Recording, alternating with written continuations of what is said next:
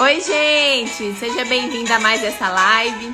Eu vou encaminhar aqui agora para os meus amigos, para todo mundo. Espero que vocês encaminhem também. Se você está vendo pelo IGTV, já espere seu comentário aqui embaixo. Então, vamos lá.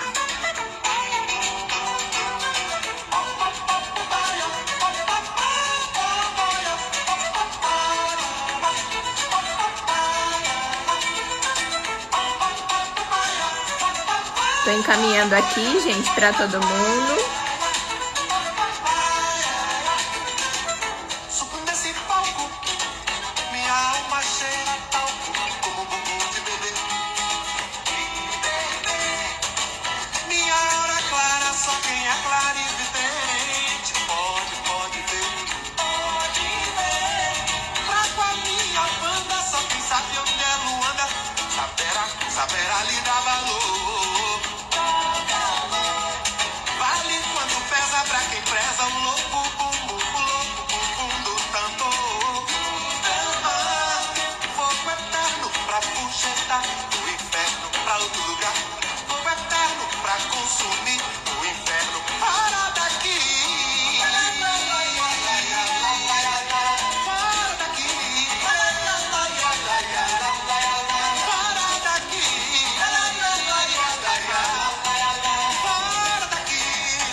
Pronto, já mandei para um bocado de gente aqui. Agora eu já vou chamar o professor.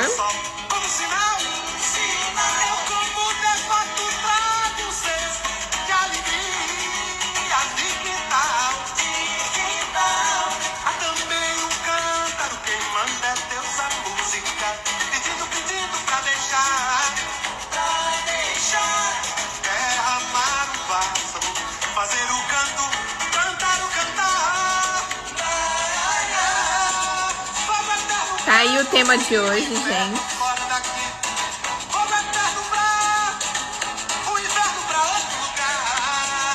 Boa tarde, gente. Quase boa noite, né? Agorinha vai cair aí o sol. Eu já vou chamar o professor. Hoje nós vamos estar com presença ilustre. Eu tô super feliz. Acho que ele já deve estar quase entrando. Tá aqui. Mandem aí, encaminhem, né? Oi! Olá, Ana, tudo bom? Tudo bem com você? Tudo ótimo, graças a Deus. Boa noite. Boa noite, né? Já, né? Virou 18 horas, já é boa Boa noite, né? noite, boa Apesar noite. que aqui tá clarinho. Clarinho, clarinho, Aqui em clarinho. Recife tá tudo escuro já. Aqui quando dá Já, 5 e meia da tarde já tá tudo escuro. Ai, que bom. Então, aqui só para vocês verem, ó. Tá clarinho mesmo, ó. Viram? É, realmente, bem Goiânia diferente. demora a anoitecer, gente. Brasil é um país continental, né? Então, assim, cada região tem uma peculiaridade. Aqui de 5 e meia já tá ficando escuro, às 6 horas já tá completamente escuro. Então, professor, estou muito feliz por você ter aceito o convite. Eu quero iniciar, enquanto o pessoal está começando a entrar e tudo mais, queria que você se apresentasse, porque é a primeira vez da nossa live aqui, então pode ser que tenha alguém que ainda não te conheça. E é importante, né, a gente já conhecer, vocês já seguirem o professor, que depois eu vou falar mais sobre as dicas que ele dá, e tem muito a ver com o tema de hoje. Então, é isso. Para quem não me conhece, meu nome é Danilo Almeida, tá? Eu sou advogado, sou procurador do Estado de Pernambuco, trabalho há mais de 10 anos aí no universo das licitações e contratos administrativos. E aí meu perfil aqui no Instagram ele é relativamente recente, assim, foi uma demanda daqueles alunos que passaram por mim nas instrutorias aqui no estado e para manter o contato com esses alunos eu resolvi criar aqui o perfil e, enfim, está crescendo aí muita gente interagindo e é muito legal. Para a gente que se dispõe a vir para cá, produzir material, a É, gente receber o feedback, a participação, as perguntas, para a gente é o que é muito nos bom. alimenta, né? É o que nos alimenta realmente, é o que nos estimula a dar andamento a um perfil desse que tem um propósito mais educacional realmente. É muito bom mesmo. Eu tô nessa já tem um tempinho já. E realmente é como você disse, é muito gratificante, né, a gente receber feedbacks, receber, às vezes, até assim, nossa, eu ganhei a licitação, nossa, eu tive um êxito, realmente muito, é louvável, né? Como eu disse, eu estou muito feliz porque eu aprendo muito com o seu perfil, especificamente obras e serviços de engenharia. E eu já queria dar uma dica para quem está vendo a gente hoje. Eu recebo muita pergunta de quem está começando a advogar nessa área de licitação, como que faz, por onde começa, se está em ascendência ou não, enfim. Eu já começo dizendo que esse tema específico que a gente vai tratar hoje é o tema que eu, particularmente, acredito que a maioria dos colegas que advogam para empresas que eu tenho contato tem maior demanda, que é relacionado a obras, serviços de engenharia, também relacionados a softwares e também serviços terceirizados. Esse ranking, esses três do ranking, eu acredito que sejam os serviços, né, que mais demandam os objetos contratuais que mais demandam assessoria por parte das empresas. E aí depois vem em seguida outros tipos de trabalho, né? Outros tipos de objeto, mas eu acredito que engenharia é o top 1 para quem quer advogar em licitações para empresas. É isso que você tem visto também? Primeiro, deixa eu lhe agradecer, né? Agradecer a oportunidade de a gente estar aqui conversando. Agradeço demais o convite. Fico muito feliz que você acompanhe o perfil, que você interaja comigo por lá. Assim, você nos inspira, né? Você que está aí há tanto tempo trabalhando e no Instagram e transmitindo sempre uma mensagem positiva, você inspira todos nós, né? Então, se hoje o perfil de Danilo está aí no ar, é muito em virtude do trabalho que você desenvolve, que Priscila, Jamil, enfim, vários outros amigos aí de Instagram aí que, enfim, se dedicam tanto a produzir um material de muita qualidade, até porque isso toma muito tempo, tá? E aí você me pergunta, Danilo, por que você fala tanto de obra? Por que você fala tanto de obra? Eu disse assim, olha, a minha experiência de advocacia pública e a minha experiência de advocacia privada foi o suficiente para me mostrar que as obras públicas são o que a gente tem de mais problemático na sistemática de contratações administrativas. Não tenho nenhuma dúvida de afirmar isso. Não tenho nenhuma dúvida de afirmar isso. É complicado porque muitas vezes as administrações não se planejam como deveriam. Muitas vezes não licitam como deveriam. Surgem contratos que já nascem praticamente natimortos, né? Eles já nascem cheios de problemas, né? Assim, prontos para gerar problema.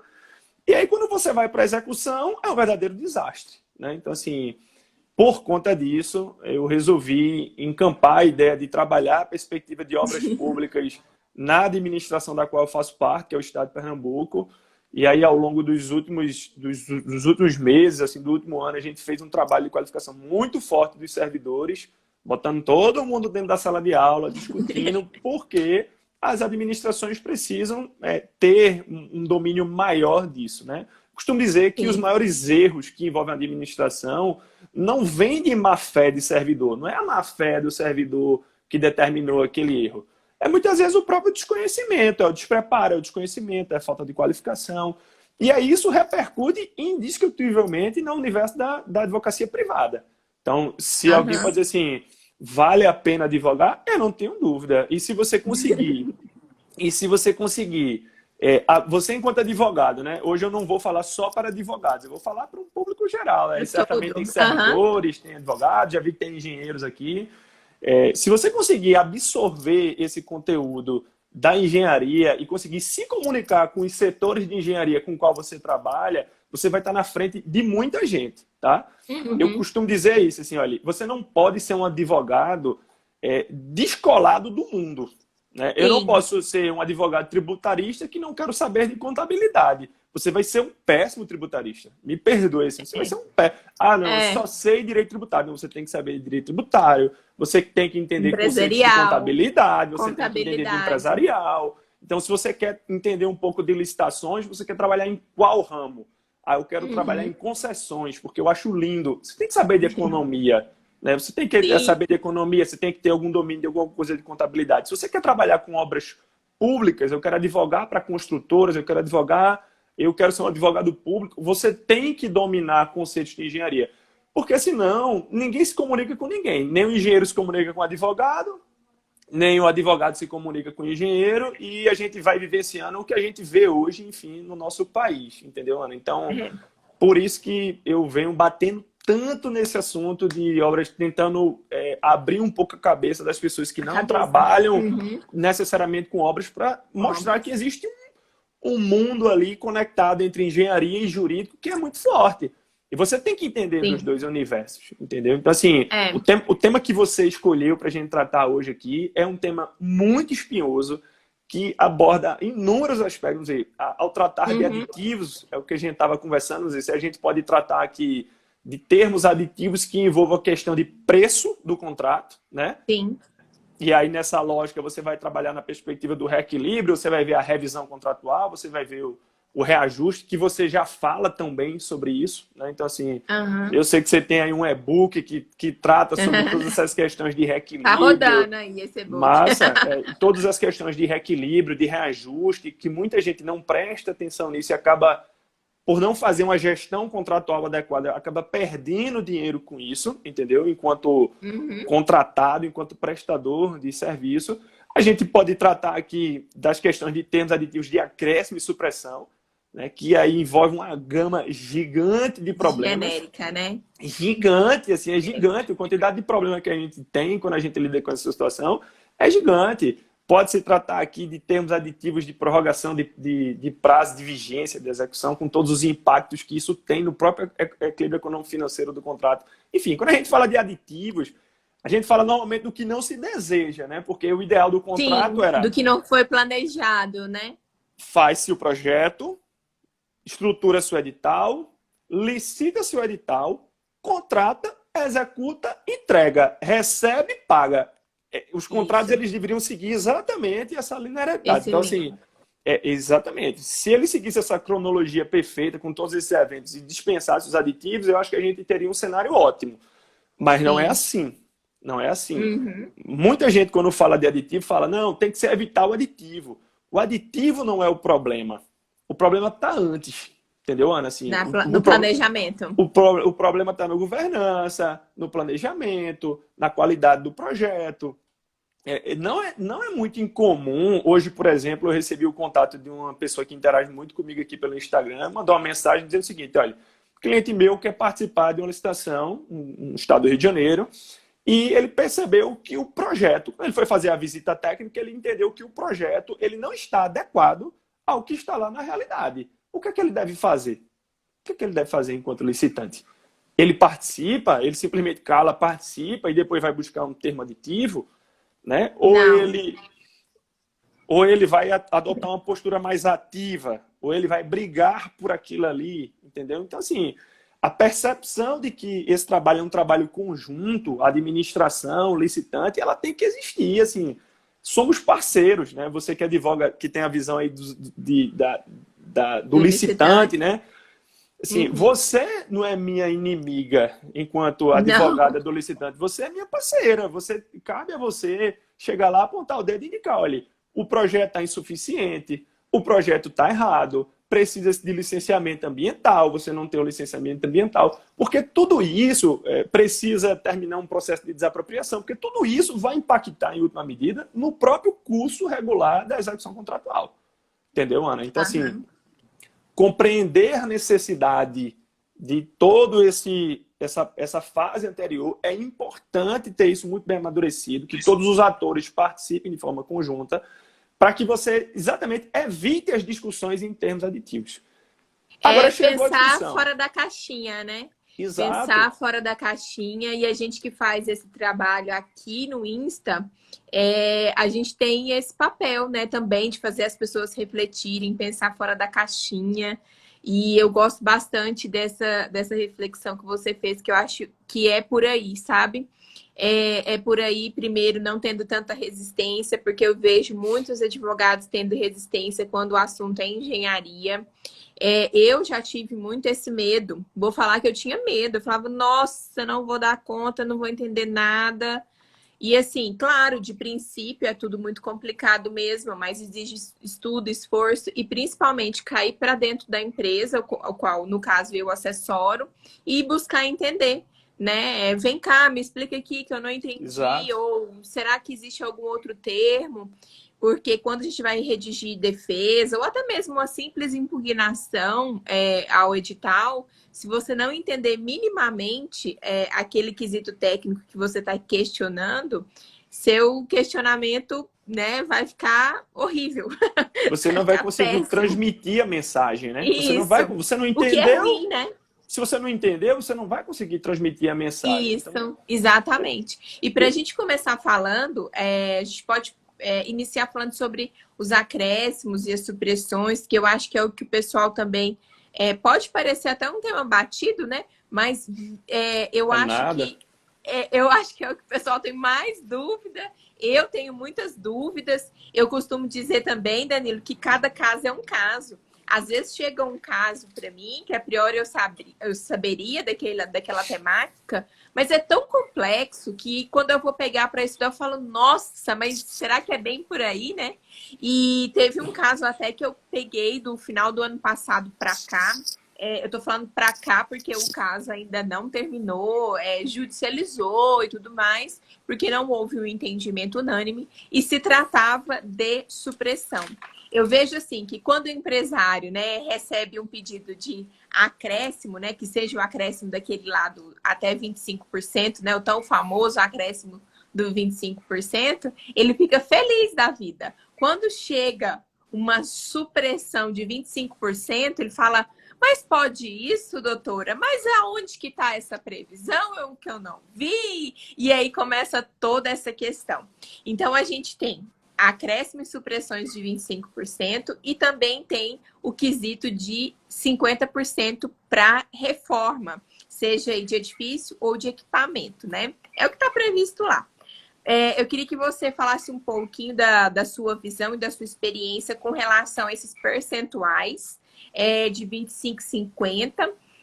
Já que daqui do lado do licitante, o que eu vejo, Danilo, assim, falando bem direto mesmo, é que quando chega para acrescentar é aquela felicidade.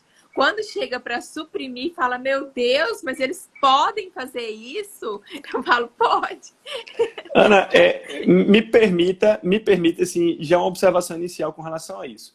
A Lei 866, quando ela fixa lá os limites de acréscimo e supressão, ela fixa os limites também considerando uma proteção ao próprio contratado, tá? Essa perspectiva Uhum. de que um aditivo de acréscimo necessariamente ele é bem quisto pelo contratado, ela é relativa, tá? Por quê? Com certeza. Porque muitas vezes, e a gente vai tentar tratar isso, esclarecer alguns dos aspectos aqui, os licitantes, ao participarem dos processos licitatórios, eles compõem suas planilhas jogando com os preços. Então, nem sempre é interessante para o empresário, e eu lhe digo isso porque, além de ser procurador do Estado, eu sou advogado privado e eu Uhum. milito na área, então, assim, nem sempre o aditivo de determinado item de serviço que está lá planilhado, ele vai ser interessante para o contratado, não, tá? Assim, Uhum. existem situações em que, por exemplo, e aí isso está muito dentro da lógica dos termos aditivos. Existem situações em que, ao montar a planilha, e eu me lembro muito quando eu comecei a trabalhar com licitações de obras, quando eu comecei a trabalhar no Estado, onde muito se falava de jogo de planilha, jogo Jogo de de planilha. planilha, jogo de planilha, e eu não sabia o que era jogo de planilha. E eu, Google, não sei o que, e ninguém me explicava o que era jogo de planilha. O jogo de planilha, ele está muito linkado com essa lógica dos termos aditivos, tá? Ele só Uhum. existe baseado na perspectiva dos termos aditivos. O que é que diz a 866? Né? Você tem os limites de acréscimo, você tem os limites de supressão, né? Então, eu posso acrescentar, se eu estou tratando de obra, até 25%, posso suprimir unilateralmente 25%. Então, se eu sou um licitante ciente dessa realidade, eu tenho que compor meu preço sabendo que todos aqueles itens de serviço que compõem minha Sim. planilha, eles podem ser acrescidos em 25%, eles E podem ser suprimidos suprimidos. em 25%. Então, meu cálculo econômico financeiro dentro do contrato deve Uhum. contabilizar toda essa possibilidade. Então, se eu Uhum. sou um licitante responsável, bem Eu tenho que ter assessorado ciência disso. por doutora Ana Perfeito. Moroni, eu tenho que ter ciência disso, eu tenho que calcular na minha conta a possibilidade de aumentar ou diminuir. Beleza, isso é o basicão. Aí você fala, serviço, 50%, reforma, 50%. Muitas vezes, por que essa diferenciação com relação à reforma? E eu acho até que vale a pena a gente tratar desse dado, porque Aham. facilita até a fixação disso na cabeça da gente. E por que reforma é 50%? Bom, quem aqui nunca fez uma reforma, né? Quando a gente estima o que a gente... É muito mais difícil você fazer uma reforma em termos de estimativas de valores do que uma obra, tá? Sim. É muito mais difícil você retomar uma obra parada do que você começar uma obra do zero. Eu lhe digo isso pela experiência de estar aí há trocentos anos tocando obras paradas, e isso é, infelizmente, muito comum na administração federal, comum. estadual, municipal, e é muito mais difícil e o nível de imprecisão é muito maior. Então, por isso que o legislador estabeleceu limites diferentes quando a gente fala aqui de acréscimo e supressão de obra, Pressão. e limite diferente de acréscimo para reforma, porque é muito comum quando você corta uma parede para trocar uma tubulação, identificar que tem outras coisas. Então, assim, é importante capturar esse dado histórico, porque facilita que você entenda o porquê da lei ter feito uma diferenciação entre Não. obras e Reforma. reformas, né? Quem fez uma reforma sabe do que eu estou falando. Para além dessa questão do próprio parâmetro da 866, há uma preocupação muito grande quando a gente fala em termos aditivos, exatamente nessa questão dos jogos de planilha. E exatamente pelo que você está falando, tá? Por quê? O Tribunal de Contas da União tem uma preocupação muito grande exatamente da desvirtuação econômica do contrato por meio dos termos aditivos. Tá? Então, essa é uma preocupação presente desde sempre no Tribunal de Contas da União, desde sempre presente no governo federal, sempre muito atento a esses termos aditivos de acréscimo e supressão. Porque muita gente participa da licitação já sabendo, e aí reside a lógica do jogo de planilha, já sabendo que há uma deficiência do projeto e aquela deficiência do projeto vai determinar o acréscimo de determinados itens de serviço. Então, por exemplo, eu vou participar de uma licitação de uma escola e eu já olho que na planilha orçamentária foi subestimado a quantidade de concreto que eu vou utilizar na construção daquela escola. O que é que faz um licitante esperto? Ele pega o valor do concreto e bota no valor máximo que ele pode trabalhar. Por quê? Porque ele sabe que no curso do contrato ele vai ter aditivos de acréscimo daquele item. Então, para aquele item na planilha dele, ele dá desconto, ó, zero. Zero. Zero. Como ele ganha a licitação? Ele pega os outros itens da planilha que eventualmente vão ser suprimidos, porque ele também já enxerga que de repente esses foram superestimados, e dá um valor mais baixo. No final, como a conta, o preço dele vai ser um preço médio entre todos aqueles itens de serviços, para quem não está muito familiarizado com obras e serviços, você monta planilhas efetivamente, identificando a quantidade de cada item, quantos metros cúbicos de concreto eu vou precisar, quantos metros quadrados disso, metros quadrados daquilo. Você monta a planilha. Então, ele pega aquele item que ele sabe que vai ter acréscimo, trabalha com o valor máximo. Pega aquele item que vai ter supressão, trabalha com um desconto grande. Mínimo. Desconto grande, valor mínimo. Desconto grande. Quando ele vai compor o preço geral dele, ele vai ter um desconto maravilhoso. Mas que vai se transformar num contrato não tão bom para a administração no custo da execução. Por isso, e aí talvez quem trabalha com licitações de obra diz assim, mas Danilo, olha, nos editais tem limite global, tem limite unitário, se eu não respeitar eu sou desclassificado.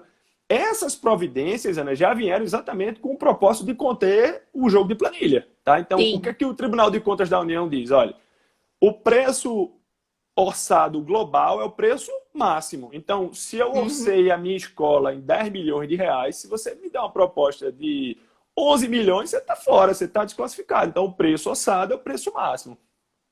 Só que cada item desse de serviço dentro da planilha, eles são subtetos. Eu tenho um teto global e eu tenho subtetos. Por que o Tribunal de Contas estabeleceu a obrigatoriedade deles serem subtetos? Exatamente com medo do famigerado jogo de planilha. Tá? Então, assim, não tem como falar de termo aditivo sem falar de jogo de planilha. Do jogo de planilhas. A regulamentação geral está lá. Artigo 65, acréscimo 25%, supressão lateral 25%. Se for reforma, acréscimo até 50%. Sim. Se for uma supressão consensual, a administração foi lá, negociou. Pode extrapolar. Pode, não tem limite, pode extrapolar praticamente tudo. Então, a regulamentação está lá no artigo 65. O Tribunal de Contas, ao longo dos anos, verificando a deformação que esses aditivos geram nos contratos, começou a estabelecer seus entendimentos no sentido das limitações, limitação de preço unitário, limitação de preço global, e amarrar isso tudo dentro da licitação. Mas não parou por aí. Tá? Esse aperto e essa amarra, ela não parou por aí. E é muito importante quem licita em obras custeadas com recursos da União e também quem participa de licitações de Estado, mas o dinheiro veio de um convênio federal, ou do município, mas o dinheiro veio do convênio federal. É muito importante você estar atento ao que prescreve o Decreto 7983 de 2013. Tá? Então, assim, Danilo, eu participo de muita obra, eu nunca ouvi falar desse decreto. Cuidado, porque lá tem uma regulamentação extensa sobre a questão das obras de engenharia que todo mundo tem que estar atento. Então, não tem como ler o artigo 65 da 866 para tratar de aditivo e não enxergar em face do que prescreve o decreto 7983. Tá? É daqueles decretos que você tem que tatuar no braço. Assim, tatue no braço, não esqueça. Quem licita colar com na isso, porta do guarda-roupa. Pois tatue no braço, tatue aqui, deixe guardado, porque ele muda radicalmente essa perspectiva. Ele tenta combater, mais uma vez, essa questão do jogo de planilha, trazendo novos apertos. Tá? Ao longo de anos, as LDOs federais, elas trouxeram grande parte dessa regulamentação do que está no decreto hoje, no decreto 7983. A LDO federal 2008, 2009, 2010, 2011, 2012, até que chegou em 2013, entenderam que deveriam tirar da LDO, porque não era uma matéria propriamente de LDO, e incorporar e fazer um decreto. Aí você diz, mas por que o município vai se vincular a um decreto federal? O decreto é federal. Por que o Estado vai se vincular? Porque esse mesmo decreto disse que nesses contratos, nesses convênios de transferência de recurso para o Estado, de convênio de transferência para o município, ele se obriga contratualmente a respeitar o decreto. Então, eu sou licitante, ou eu sou advogado de um licitante, vou participar de uma licitação, identifiquei que tem recursos da União, corre lá no decreto 7983, dá uma olhada, porque isso pode impactar diretamente na tua conta dentro do contrato. Essa dica é muito boa, viu? Quem está anotando aí, decreto 7983. 83 de 2013, assim, é um tema... Uma pergunta que pode parecer boba, mas já me perguntaram, e eu queria saber o seu entendimento, é o seguinte, chegou até o licitante, né? A informação de que o contrato dele vai ser suprimido em 25%. Ou em 20%, porque a gente sabe que o valor é até 25%, né? A gente fala 25% porque parece que fica parecendo um número cravado. Mas pode ser que seja 20%, que seja 15%, que seja 10%. Ele recebeu essa informação. Olha, pode ser feito por meio de um ofício mesmo. A partir do dia tal, né, o seu contrato vai ser reduzido em 25%. No seu entendimento, é necessário, e aí vai ser formulado um termo aditivo com essa supressão, né, ratificando ali aquelas informações contidas nesse ofício que foi informativo, né? No seu entendimento, é necessário, é obrigatório, tendo em vista até que essa supressão é entendida como alteração unilateral, né? É necessária a assinatura do licitante para que tenha validade, ou se ele se recusar a assinar, o que pode acontecer? Se ele pode ser penalizado pela ausência dessa assinatura, ou se, independentemente disso, a administração, como é unilateral, ela toca o barco e continua faturando só ali realmente os 75% previsto e não realizando o pagamento dos 25% ou não aprovando a medição dos outros 25%. Excelente pergunta. Excelente pergunta. Aquelas perguntas difíceis que eu precisaria de uma live todinha aqui para responder, né? Mas veja, deixa eu tentar tratar aqui de uma forma mais sintética. Antes de você responder, eu fechei os comentários para o pessoal poder te visualizar, porque senão fica subindo e aí acho que até atrapalha a linha de raciocínio. Tá, joia. Então eu vou abrir os comentários mais no finalzinho para as perguntas. Tá, joia. Vamos lá. O que é que estabelece a lei? A lei estabelece que esse estaria dentro dos poderes extravagantes da administração, né? A administração ela tem um poder de alterar unilateralmente. A primeira observação que eu faço é o seguinte: qualquer modificação para aditivo de acréscimo ou de supressão, ela precisa de um embasamento técnico. Uhum. Eu preciso de um embasamento técnico, né? Eu não posso simplesmente chutar que eu vou acrescer ou suprimir.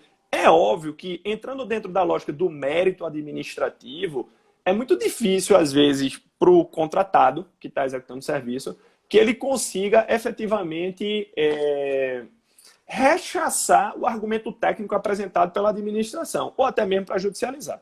Mas é preciso compreender isso. Qualquer alteração de acréscimo, qualquer alteração de supressão, ela precisa de um embasamento técnico. Nota técnica, produzir papel. A segunda questão é que a gente precisa de formalização. E aí fica uma observação para você que contrata aí com a administração. Na administração, e eu lhe digo isso da posição de quem está há 10 anos no controle interno da administração, não se relaciona de boca. Não se relaciona de boca. Só se relaciona mediante papel. Por isso que é importante você ter uma boa gestão contratual. É importante você ter um bom advogado do seu lado. Um acompanhamento. Um acompanhamento, fazer uma gestão do contrato. Então, tem muita gente que diz assim, Ana, doutor, mas eu licito assim desde sempre, sempre ganhei, sempre deu certo. Então, qualquer advogado do meu lado é totalmente desnecessário, porque eu sei de tudo, doutor. Eu sou engenheiro há trocentos anos, eu sei a Lei 8666. Eu já escutei isso de cliente meu. Eu dormia com a 8666 do meu lado. Então, eu duvido que o senhor saiba mais da 8666 do que eu. Olha, como diria Marília Mendonça, isso não é uma disputa. Eu não vou disputar com você aqui quem sabe mais de licitações de contrato. Não, certamente o senhor tem muita experiência.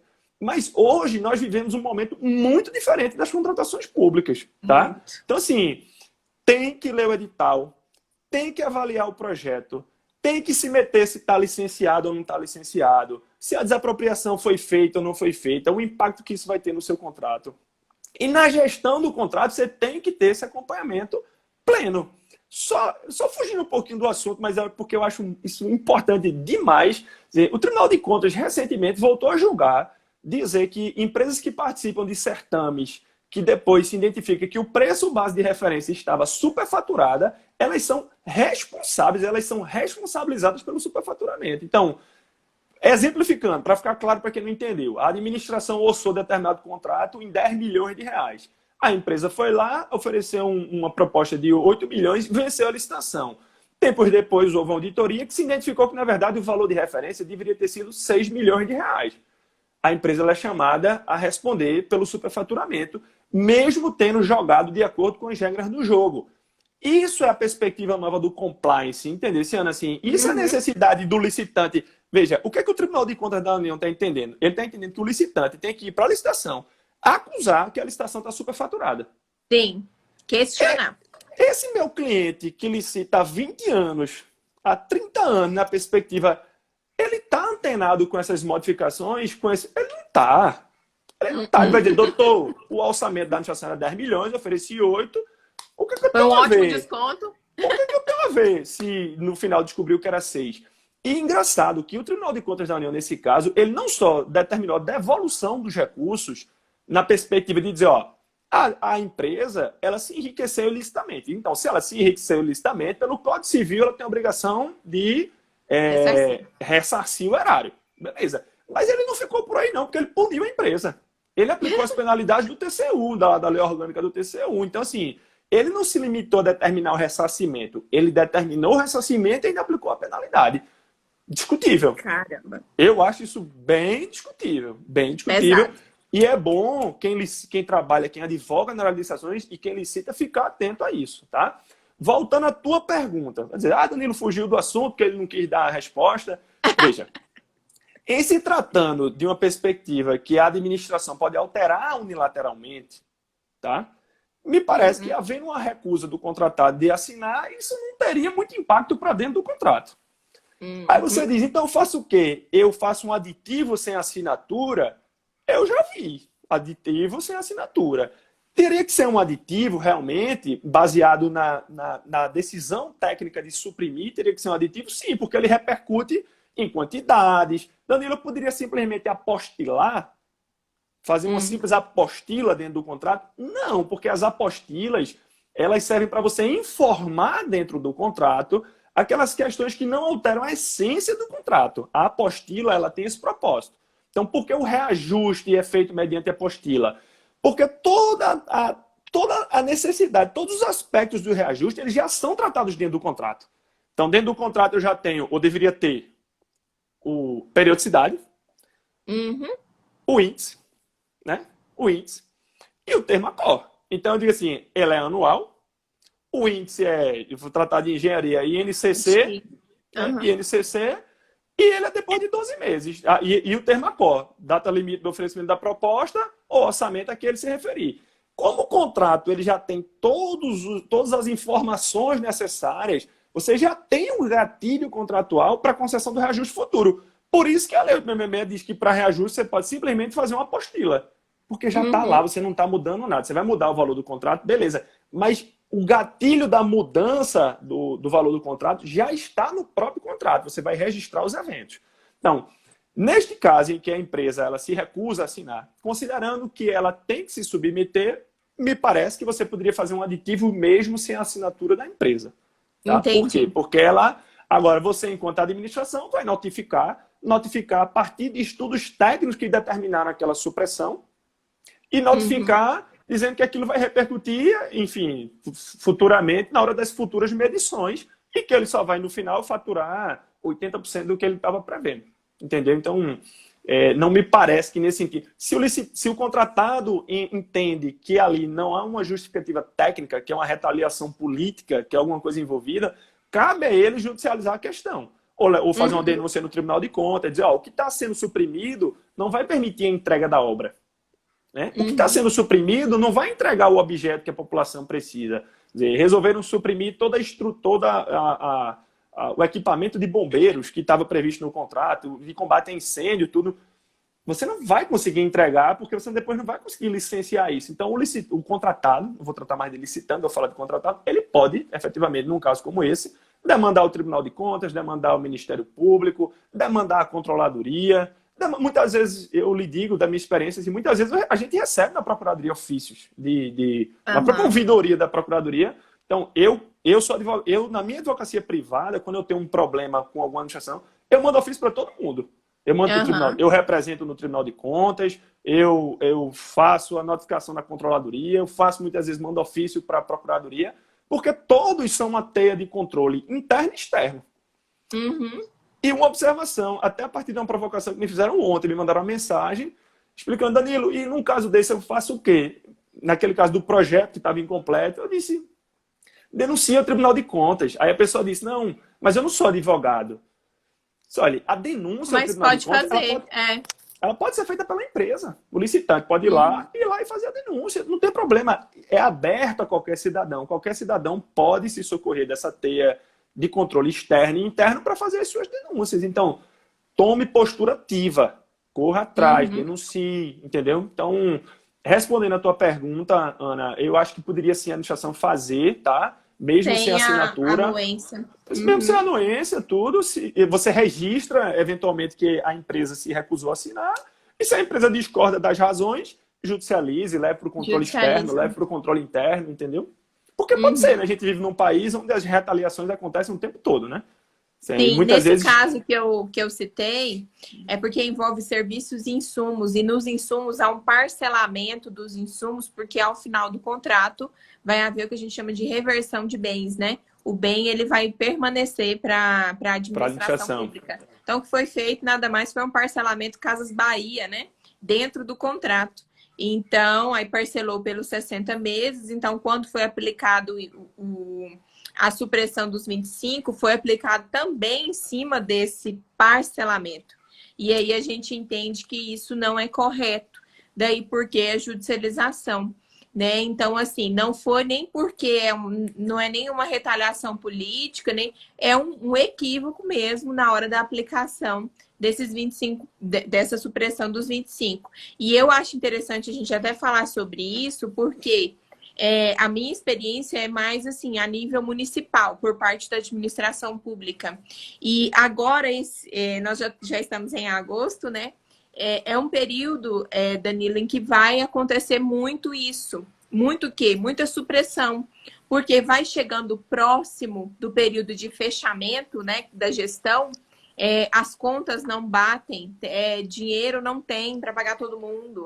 Aí o que acontece? Por um momento Maquiagem, acontece a suspensão. Utiliza-se da suspensão contratual. Só que a suspensão ela também tem limite, né? De 90 e 120 dias. Aí não deu. Aí depois começa com a supressão. Então, assim, aí baixa aquele decreto de contingenciamento de despesa. Então, assim, é a mesma novela de 4 em 4 anos. Eu já estou acostumada, assim. É ruim falar isso, mas é a realidade. Então, de 4 em 4 anos, a gente tem esse drama. Na verdade, de 2 em 2 anos, porque eu vivo esse drama no município e vivo esse drama no estado, com relação aos contratos dos meus clientes, que com as instituições dos órgãos estaduais. Uma coisa que eu queria que a gente comentasse também, é um pouco, acho que tem a ver com a pergunta do Romero aqui, o percentual de acréscimo e supressão é aplicado no item ou no valor total. Eu queria fazer 2 perguntas, não sei se a gente vai conseguir responder, porque passa muito rápido esse tempo aqui, esse papo é tão bacana que passa muito rápido. Eu queria que, pegando o gancho da pergunta do Romero, eu queria saber o seu entendimento no seguinte. A gente sabe que é 25% o máximo ali, ou pelo menos é a regra, né? A gente sabe que tem entendimentos aí que pode ser que esses limites não sejam tão absolutos assim. Mas eu queria te perguntar o seguinte. Eu tenho um contrato. Ele foi devidamente reequilibrado, reajustado. Então, o valor dele necessariamente subiu. E aí, esse valor de 25%, como que fica esse 25%? Eu vou pelo valor contratual, porque aí o valor vai estar maior, ou eu vou pelo quantitativo de itens, que é bem o que o Romero está perguntando aqui, só que eu estou trazendo para o cenário do pós-reequilíbrio, né? A lei fala do valor atualizado do contrato, né? Isso. Então, assim, a lei fala do valor atualizado do contrato. Então, me parece que nesse aspecto você teria que contabilizar que o valor atualizado do contrato é aquele que hoje está vigente com a implementação de reajustes e revisões, etc. Então, me parece que seria isso. É só um ponto de vista, porque no direito a gente trabalha com todo tipo de ponto de... A gente não trabalha com verdade, né? A gente trabalha com ponto de vista. Então, no meu ponto de vista, me parece que o parâmetro seria esse. A pergunta de porque Romero, aí, se você for observar, nunca vai dar 25%. A pergunta de Romero é uma pegadinha, tá? Eu sei que pergunta essa que o Romero está me fazendo aqui é uma pegadinha. Porque, na verdade, o que acontece é o seguinte. Tem Tribunal de Contas, e eu já vi isso, inclusive, aqui em auditoria do Tribunal de Contas do Estado de Pernambuco, que estabelece o limite de 25% também com relação a cada item de serviço que tem no contrato. O que é, para mim, me perdoe, assim. Eu já vi. De verdade. Isso inviabiliza qualquer administração pública. Então, eu teria que pensar que meu limite de acréscimo é de 25% de uma maneira geral do contrato. Então, se meu contrato... também respeitar os itens. E também, vamos lá, imagine um contrato de R$1 milhão, né? R$1 milhão. Aí eu digo assim, olha, você pode acrescentar aqui 250 mil de todas as possibilidades dos itens de serviço que foram contratados. Beleza.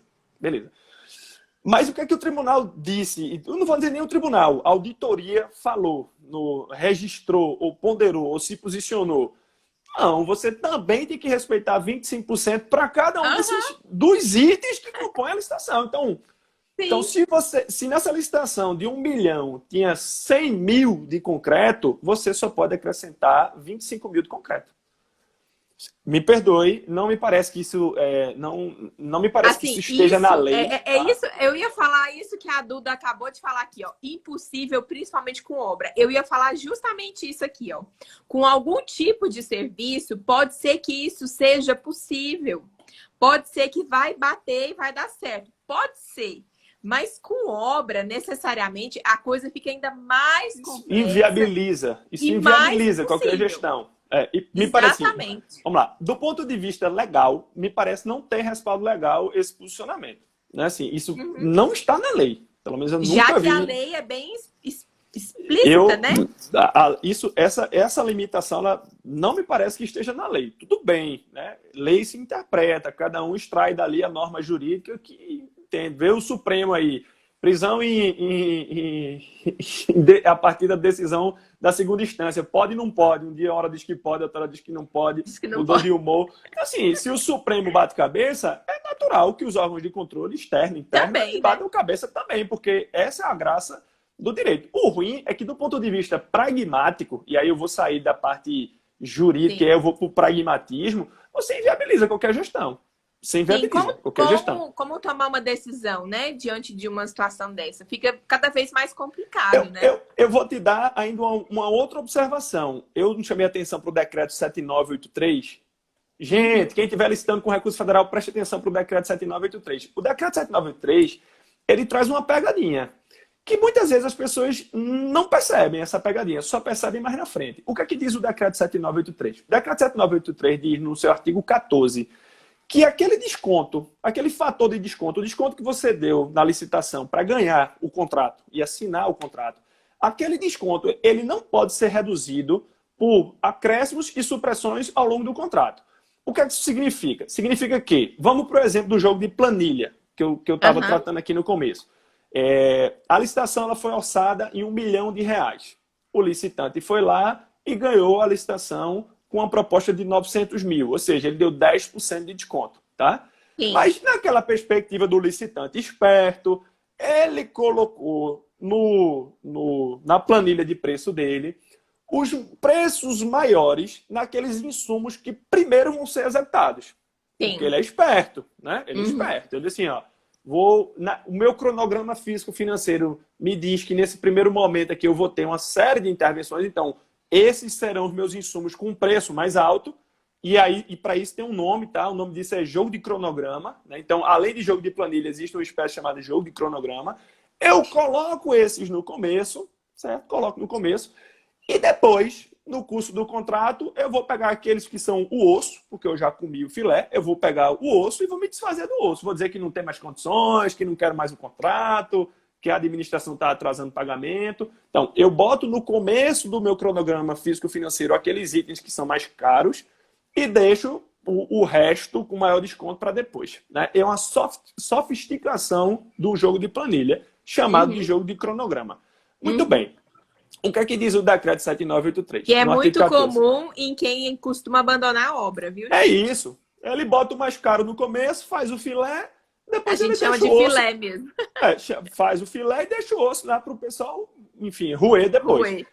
Qual é a questão aí do artigo 14 do decreto 7983? Ele diz o seguinte, que os aditivos ao longo do contrato, eles não podem diminuir aquele desconto que antes era de 10%.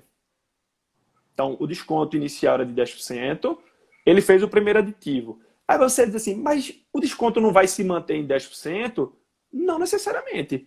Por quê? Porque no curso daquele contrato, ele pode exatamente aditivar aqueles itens em que ele deu um desconto muito baixo, dentro da regra do jogo, mas um desconto muito baixo. Então, o desconto de 10% é um desconto médio, né? É aquele item que ele deu um desconto de 30%, o outro que ele não deu nenhum desconto, o outro ele deu um desconto de 20%. O desconto ele não foi linear. Ele não deu um desconto linear. Ele compôs a planilha dele de preços, considerando que era mais interessante para ele. Muito bem. Quando ele for aditivar, seja para acrescentar, seja para suprimir, ele vai ter a obrigatoriedade de manter o desconto inicial.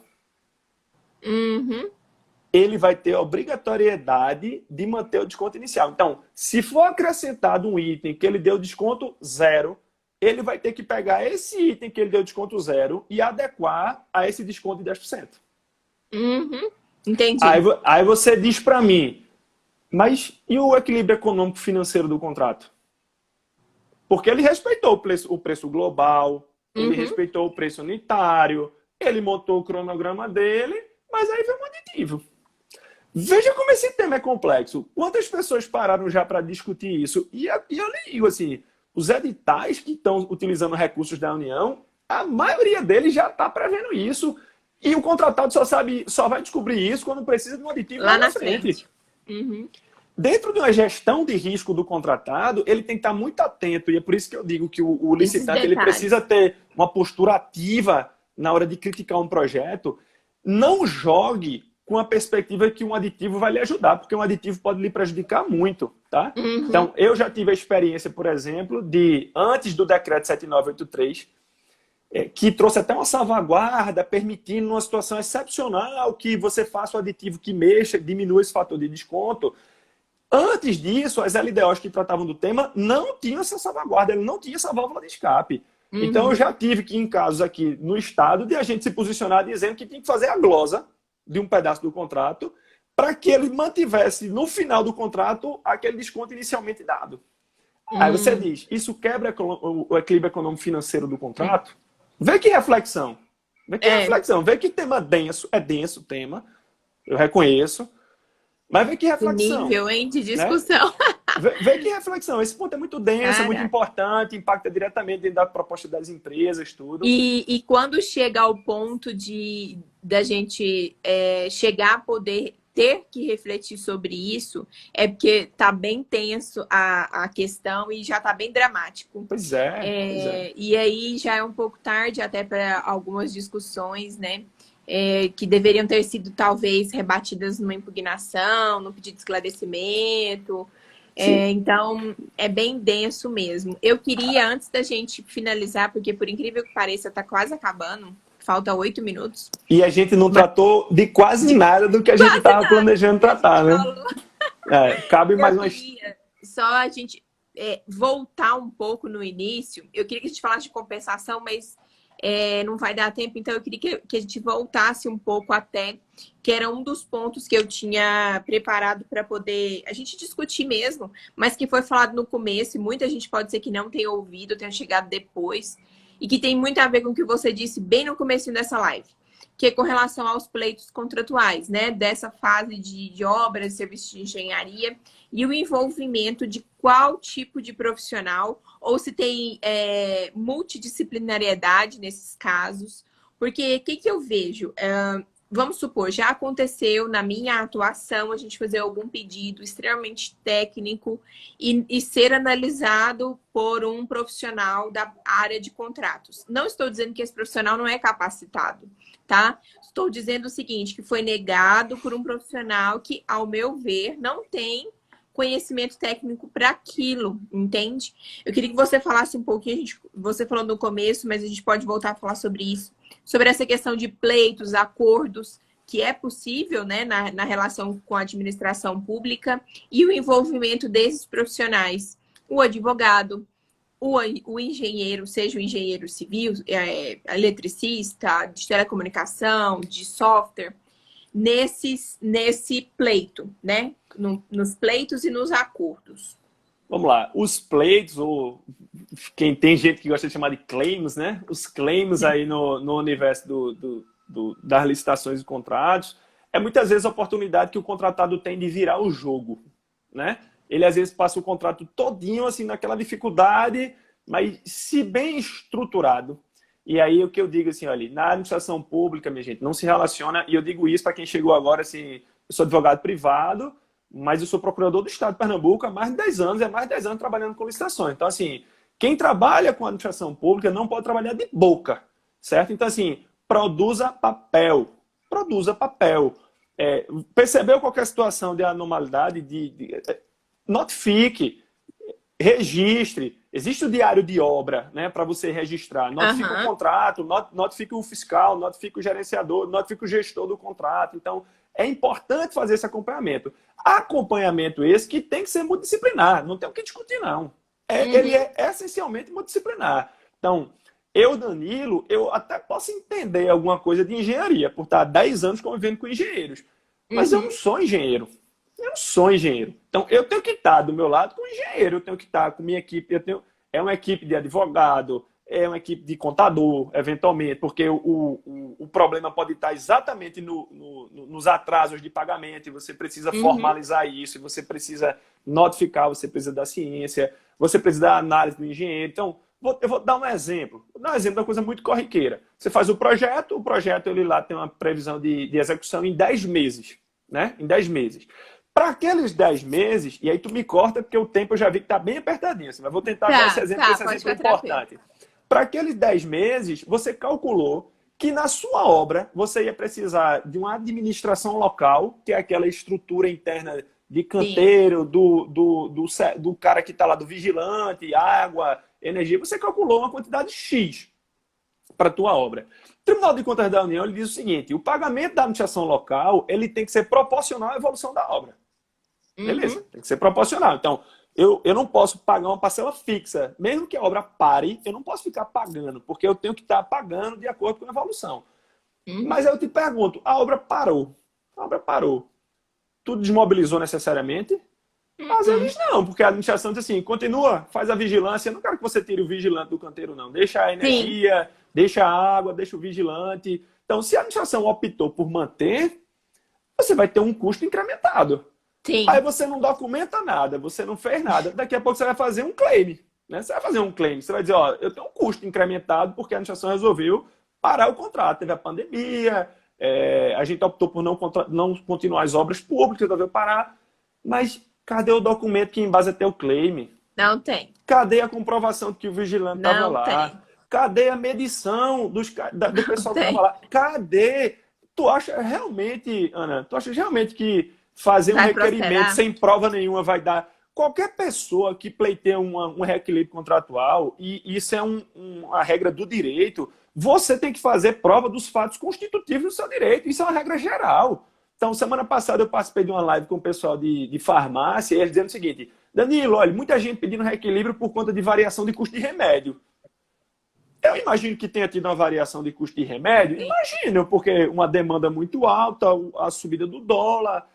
O custo do frete aumentou, porque as transportadoras da China estão trabalhando a todo vapor para distribuir medicação para o mundo todo. Então, eu que compro minhas bugigangas no AliExpress, eu estou sentindo, porque aumentou demais o frete, e aumentou porque a demanda está muito grande. Aumentou porque a demanda está muito grande. Mas é simplesmente eu pedir? Não. Eu preciso provar. Eu preciso provar que o frete aumentou. Eu preciso provar que eu estou fornecendo aquela medicação para outra administração por um preço muito superior. Eu preciso provar que eu estou comprando da fábrica por um preço muito superior. Quer fazer um pleito? Quer fazer um claim? Contrata um advogado, faz a gestão do teu contrato, bota uma equipe de administrador, de engenheiro para estar conversando, porque realmente ao longo do contrato podem acontecer situações que no final te gerem um pedido de reequilíbrio, tá? Agora, tem que ter cuidado, às vezes uma assinatura pode gerar uma preclusão. E eu sei que você adora esse tema, né? De preclusão, preclusão lógica. Uma assinatura desacompanhada de uma observação de quem deveria estar observando pode levar... Olha, eu costumo dizer que até uma R mal recebido complica a vida de qualquer um. Pois é. Gente do céu, chegamos no fim. Falta menos de 1 minuto. Eu gostaria de que você agradecesse, porque eu preciso deixar essa live salva. Obrigado, beijo a todos, valeu pela presença de todos e pelas perguntas. Qualquer coisa manda aí no meu perfil que eu respondo. Pessoal, muito obrigada mesmo. Obrigada, professor Danilo, mais uma vez. Eu falei que eu ia aprender muito, né? Você viu que eu falei e realmente eu aprendo muito. Eu achei top demais. E se vocês quiserem outra live também com esses temas, é só avisar aqui que eu convoco esse professor de novo e ele vem pra gente bater um papo, tá? Um beijo para vocês. Beijão. Muito obrigada. Até mais. Tchau, tchau. Tchau.